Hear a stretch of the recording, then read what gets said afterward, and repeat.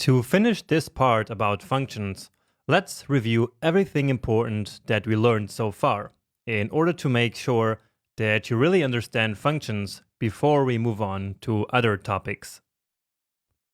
And let's start by bringing back and rewriting the function that we wrote before, which is the years until retirement function.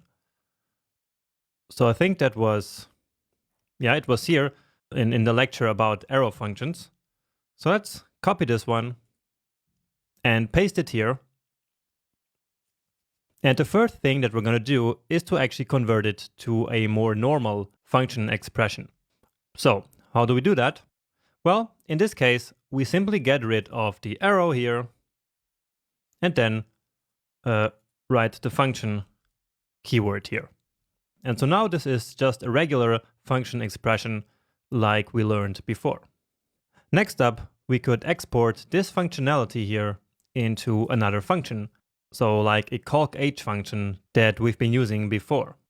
So let's do that, because then we can do what we did in the last lecture, which was to call one function inside of the other function. So let's write another function expression here, calc_h equals a function, and then the birth year again. And what we return from this one is simply 2037 minus the birth year. So we already did that before, right? Now you might find it confusing that we have two different functions here with the same parameter names. So this one has birth year and this one has 2. But that's not a problem at all. So this birth year in this function is not at all related to this birth year in this function. They are two completely different parameters, so basically two different variables. We could even have a variable outside of any of the functions, which could also be called birth year. Okay, and we could do that now, but I don't want to confuse you even further. Okay, but what matters here is that this parameter is really like a local variable to each function. Anyway, let's now go ahead and delete this here and instead calculate the age based on the function that we just wrote. And actually we just delete this part here. And so now the age will come from the function calc_h, and what we pass in here is the birth year. So again, it's confusing now with these same parameter names here, but let's quickly call this function just so I can quickly show you the data flow. So years until retirement with birth year 1991 and first name of Jonas. So 1991 will be the birth year here in this function. Then as a first step, this years until retirement function calls calc_h. And it calls calc_h with the argument of 1991. So this one here. And so then birth year in this function also becomes 1991. And so then here the operation will be 2037 minus 1991. And if you find it less confusing, we could change this year to something else. Let's just say year, and it would work the exact same way. Okay, so again, these variable names in these two different functions, they do not have anything to do with one another. All right, but let's actually put it back here because it's good to keep this in mind. Down here, let's actually go back to returning a number and not this string, which for now I will just comment out. So here we call this function, and once more, I'm not going to store it into a variable. So we will just log the result of this to the console.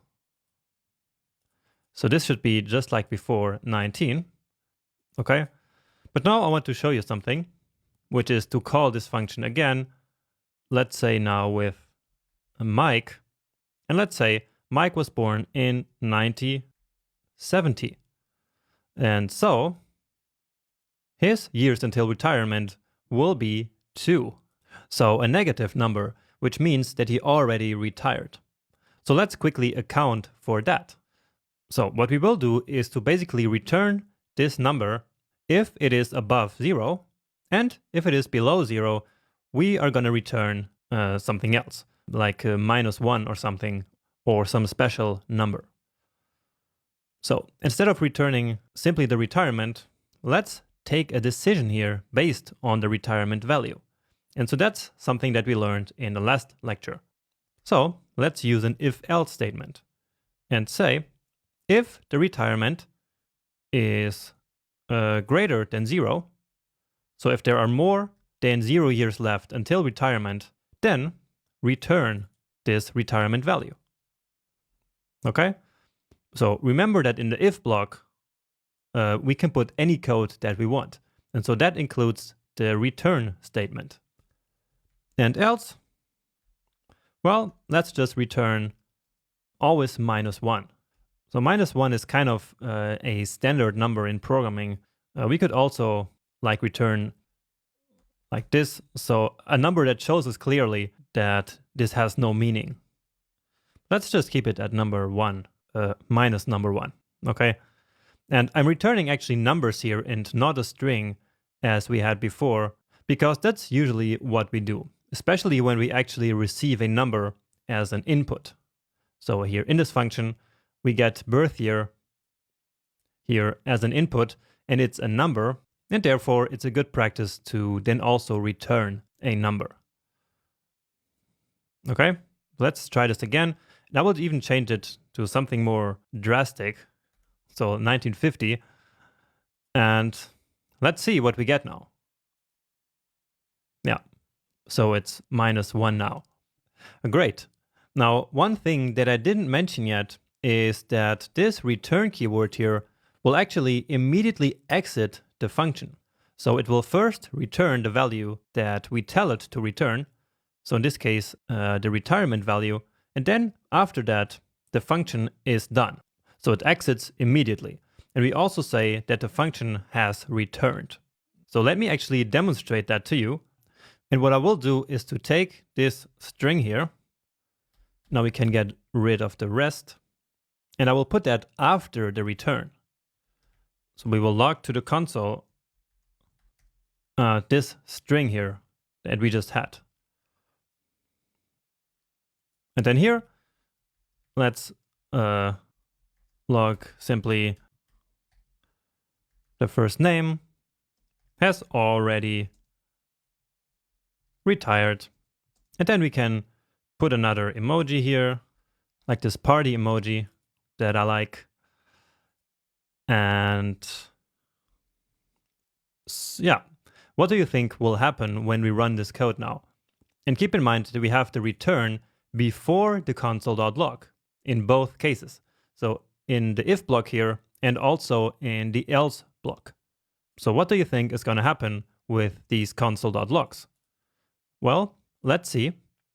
And indeed, they are simply ignored. So they will not get executed because, as I said before, the return statement immediately exits or immediately returns the function.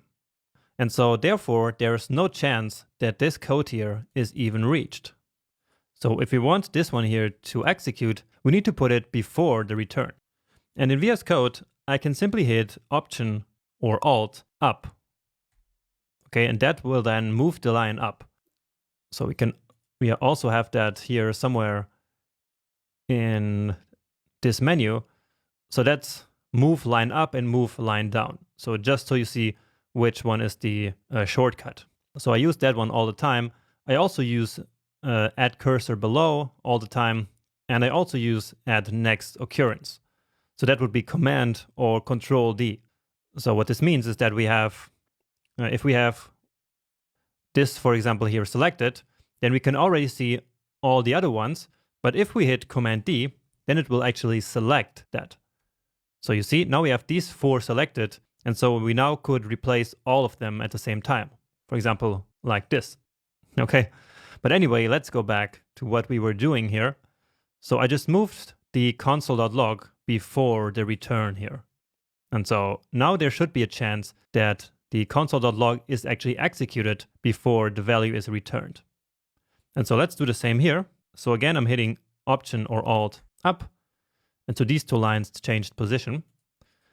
And now Yeah, now it works. So we get the string, and here we get Mike has already retired. Okay, so this was to show you some more things about functions that we had already learned, and also show you something new, which is the fact that the return statement here immediately exits the function. So we reviewed already some things here, but now it's time to really review everything that we learned so far about functions in these first couple of lectures. And here we have the three types of functions that we talked about. So we have first the function declaration, and one particularity about function declarations is that they can be used before they are declared in the code. Second, we have the function expressions, and they are essentially function values that are stored in a variable.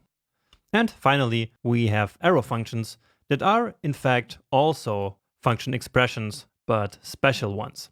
And these are great for quick one-line functions where we don't need to explicitly use the return keyword and no curly braces either. I also said that this one has no this keyword, but more about that in one of the future lectures. Now, what's important to note here is that these are three different ways of writing functions, but they all work in a similar way.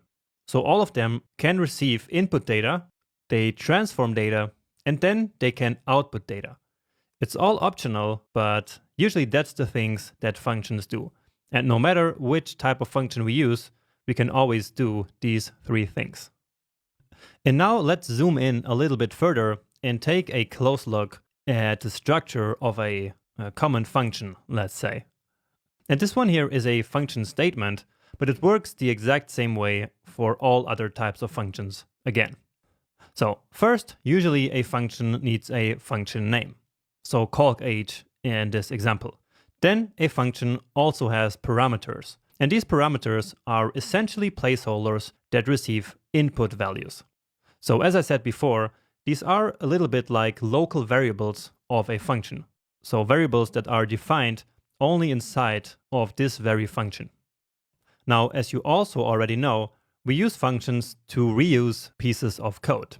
And these pieces of code are inside the function body. So this is where the function's input data is usually processed and then returned.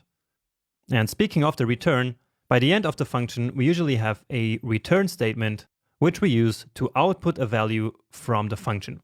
And also, as I mentioned a little bit earlier, the return statement also immediately terminates the function's execution. We also say that the function returns. Okay, and now about calling the function. We do that using parentheses. So we write the name of the function like we did here with calc_age, and then with the parentheses, we call the function. Because without the parentheses, the function is really just a value. But then with the parentheses, we actually call the function. And we can also say that we run the function, or invoke the function, or execute the function, and all of these terms kind of mean the same thing. Now in this case, since the function actually has parameters, we then call the function with arguments. And these arguments are the actual values of the function parameters. So we use these to input the actual data into the function. And we can also imagine this as replacing the placeholders that are the parameters. Then, once the calc_age function has finally done its job, then all this expression will basically be replaced with the returned value. So in this case, the age that was replaced here. And that age value is what we then store into this age variable. So we use this variable to basically save the returned value that was outputted from the function. Okay? Now, just one other thing that I want to make clear is that this console.log that we have in the function, so in that first line there, has nothing to do with returning a value. This simply prints a message to the developer console, but it has nothing to do with returning. So actually, the console.log is actually just another function call inside the calc_age function, because console.log is itself a function. And so the argument that we pass into the console.log function is what will get printed to the developer console. Okay, so just wanted to make sure that you really get this distinction between console.log and return. The reason why we always use console.log is because we want to see the results of our experiments in the developer console in the browser. Anyway, I think this pretty much sums up all there is to know, at least for now, about functions. So make sure that you got all of this down, and then you can move on right to the next video, where the first coding challenge of this section waits for you. And as you can probably guess, it's going to be about writing your own function for the very first time. So I hope to see you there soon.